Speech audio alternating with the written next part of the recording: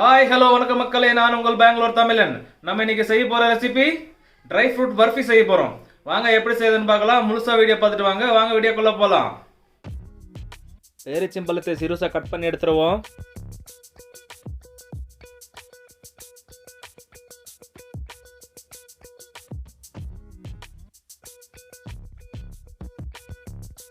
நாலு kilo பேரிச்சம்பழத்தை cut பண்ணியாச்சுங்க. நம்ம 2 kilo கொப்பரை தேங்காய் எடுத்துருக்கோம். ட்ரை கோகனட் இதை நம்ம கட் பண்ணி தேங்காய் துருவியில் போட்டு துருவி எடுத்துருவோம். பாருங்கள், இந்த மாதிரி கட் பண்ணி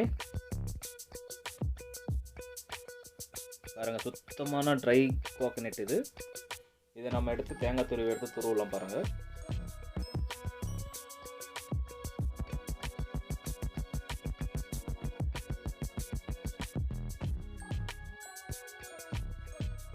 பாருங்க, இந்த மாதிரி துருவி இருக்கேன். இது மொத்தத்தையும் நான் துருவி எடுத்துடுறேங்க.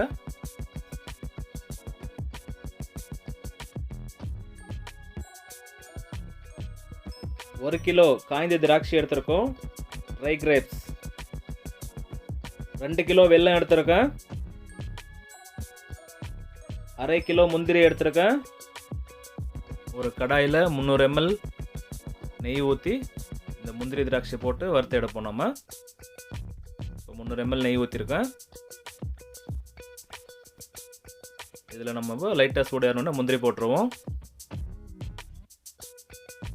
முந்திரி போட்டு நல்லா மிக்ஸ் பண்ணுங்க. இந்த முந்திரி நல்லா நெய்யில் வறுத்து எடுக்கணும். இது கூடவே நம்ம இப்போது அந்த ட்ரை கிரேப்ஸ் 1 கிலோ எடுத்துருக்கோம், அதையும் இதில் போட்டுருவோம்.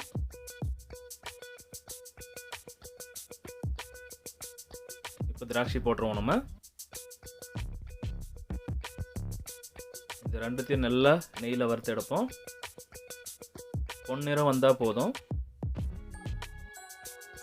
இந்த முந்திரியும் திராட்சையும் நெய்யில் சேர்த்து வறுக்கிறப்ப அதோட வாசம் சூப்பராக இருக்குங்க. செம்ம சூப்பர் ஸ்மெல்லுங்க இது. இப்போ இது போதும், நம்ம எடுத்துருவோம். இதை எடுத்து ஒரு பிளேட்டில் போட்டுருவோம்.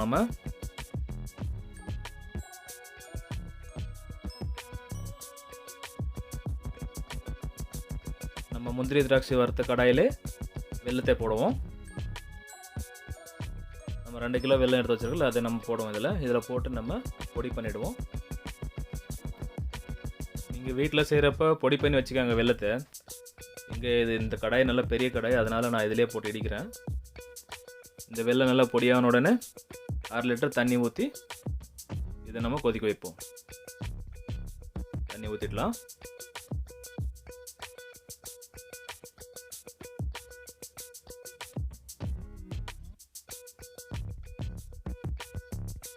வெல்லம் நல்லா கரையணும். மீடியம் ஃப்ளேமில் வைங்க.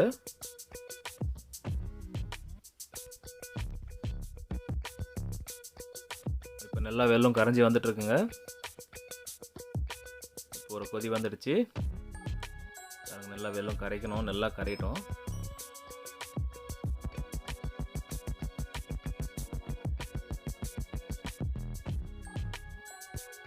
நல்லா மிக்ஸ் பண்ணி விட்டுட்டே இருங்க, இல்லைன்னா அடி பிடிச்சிரும். கலர் பார்த்த உடனே தெரியும் உங்களுக்கு. பாருங்கள், முதல்ல வெள்ளையாக இருந்துச்சு, இப்போ ஒரு ப்ரௌனிஷ் கலரில் மாறிட்டு இருக்கு. பாருங்கள், இந்த பதம் வர்றப்போ நம்ம 2 கிலோ தேங்காய் துருவி வச்சுருக்கோம்ல, அதை நம்ம இதில் போடுவோம்.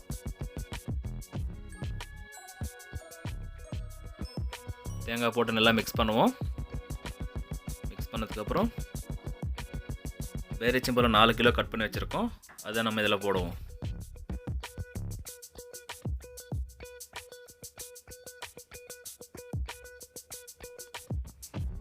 அதையும் போட்டு நல்லா மிக்ஸ் பண்ணுங்க. மிக்ஸ் பண்ணதுக்கப்புறம் முந்திரி திராட்சை நெய்யில் வறுத்து வச்சுருக்கோம், அதை போடுவோம். போட்டு அதையும் நல்லா மிக்ஸ் பண்ணலாம்.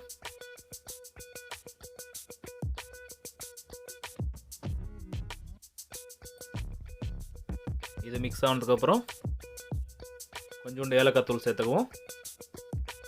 ஏலக்காய் தூள் போட்டதுக்கப்புறம் அதையும் நல்லா மிக்ஸ் பண்ணிடலாம். மிக்ஸ் பண்ணி விட்டுட்டு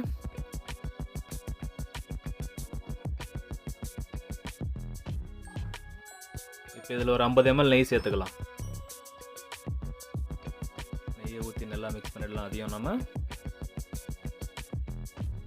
இப்போ ரெடி ஆகிடுச்சுங்க. இது ட்ரை ஃப்ரூட் ரெடி ஆகிடுச்சு. ட்ரை ஃப்ரூட் பர்ஃபி ரெடி ஆகிடுச்சு. இதை நம்ம உண்டையாகவும் பிடிக்கலாம், ட்ரையில் போட்டு பர்ஃபி மாதிரியும் பண்ணலாம். அது நம்மளோட சாய்ஸ் தான். நான் இப்போ இதை பர்ஃபியாக பண்ண போகிறேன். நான் இதுக்கு ஒரு ட்ரையில் நெய் போட்டு ஃபுல்லாக நெய் பூசி வச்சுருக்கேன். ஒரு ட்ரையில் அதை காட்டுறேன் பாருங்கள். உங்களுக்கு இந்த மாதிரி நெய் பூசி வச்சுக்கணும். ஏன்னா அடியில் பிடிக்காமல் வர்றதுக்காக தான், நம்ம கட் பண்ணி எடுக்கிறப்ப பிடிக்காமல் வர்றதுக்காக தான் நெய் போட்டிருக்கேன். நான் சுற்றிலையும் பூசியிருக்கேன் பாருங்கள். இது சுற்றிலையும் பூசியிருக்கேன் நான். இப்போ நம்ம ரெடி பண்ண ட்ரை ஃப்ரூட்டை எடுத்து இந்த ட்ரையில் போடுவோம். வாங்க போட்டுருவோம். கம்மன்னு ஸ்மெல் வருதுங்க. அந்த ட்ரைக்கு எவ்வளோ தேவையோ அவ்வளோ வாரி போட்டு ஒரு 2 ட்ரை 3 ட்ரையில் நான் போட போகிறேன். உங்களுக்கு ஒரு ட்ரை காமிக்கிறேன் பாருங்கள். இப்போ இந்த ட்ரையில் போட்டிருக்கிறத எடுத்து நம்ம ஒரு கவர் கையில் மாட்டிட்டு இந்த மாதிரி ப்ரெஸ் பண்ணணும். இந்த மாதிரி ப்ரெஸ் பண்ணால் அந்த ட்ரையோட ஷேப்பில் வரும். அது அதிகமாக இருக்கிறது வெளியே வந்துடும். அதை நம்ம எடுத்துடலாம். மிச்சம் இருக்கிறது அந்த ட்ரைக்குள்ளவே உட்காரும். அப்போ நமக்கு அந்த பர்ஃபி ஃபினிஷிங் கரெக்டாக அப்போ தான் வரும். இந்த மாதிரி நல்லா ப்ரெஸ் பண்ணி விட்டுட்டு இது மேலே நம்ம ஒரு சப்பாத்தி கட்டை இல்லைன்னா ரோலர் இந்த மாதிரி பைப் வச்சுருக்கோம் நாங்கள். இதை வச்சு நம்ம ரோல் பண்ணுறப்போ அது ஒரே மாதிரி ஃபினிஷிங் எல்லா பக்கமும் வரும். எங்கள் வீட்டில் இந்த மாதிரி பண்ணுறப்போ சப்பாத்தி கட்டையை வச்சு தேய்ச்சி விடுங்க. ஒரே மாதிரி ஃபினிஷிங் வரும் எல்லா பக்கமும். பர்ஃபி தேய்ச்சி வச்சு இது ஒரு 4 மணி நேரம் ஆற வைக்கலாங்க. நல்லா சில்லுன்னு ஆனதுக்கப்புறம் எடுத்து கட் பண்ணி சாப்பிட்டா ரெடி ஆகிடுங்க. இப்போவே சாப்பிட்லாம். சுட சுட வாய் சுட்டுவோம் நம்மளுக்கு. அதனால் நம்ம ஆற வச்சு நல்லா சாப்பிடுவோம். இது ஆறட்டும் ஒரு 4 மணி நேரம். இப்போ 4 மணி நேரம் ஆறிடுச்சுங்க. இப்போ இதை நம்ம கட் பண்ணிடலாம். நான் ஒரு ஸ்கேல் எடுத்திருக்கேன். இந்த மாதிரி எடுத்து பாருங்கள். உங்களுக்கு இந்த மாதிரி ஸ்கேல் வீட்டில் இல்லைன்னா ஸ்டீல் ஸ்கேல் இருக்கும்ல வீட்டில், அதை யூஸ் பண்ணி நீங்கள் கட் பண்ணலாம். கட் பண்ணுறதுக்கு முன்னே இந்த மாதிரி சைடில் கட் பண்ணி விடுங்க. ஏன்னா அப்போ தான் பிடிக்காமல் வரும், இல்லை உடஞ்சிடும் சைடு பீஸ் எல்லாம். அதனால் சைடை கட் பண்ணி விடுங்க. அப்புறம் இந்த மாதிரி வச்சு பொறுமையாக கட் பண்ணி இழுத்துட்டு வாங்க. இந்த மாதிரி கட் பண்ணிங்க. கட் பண்ணதுக்கப்புறம் இன்னொரு ஸ்லைஸ் அதே மாதிரி போட்டுக்கலாம்.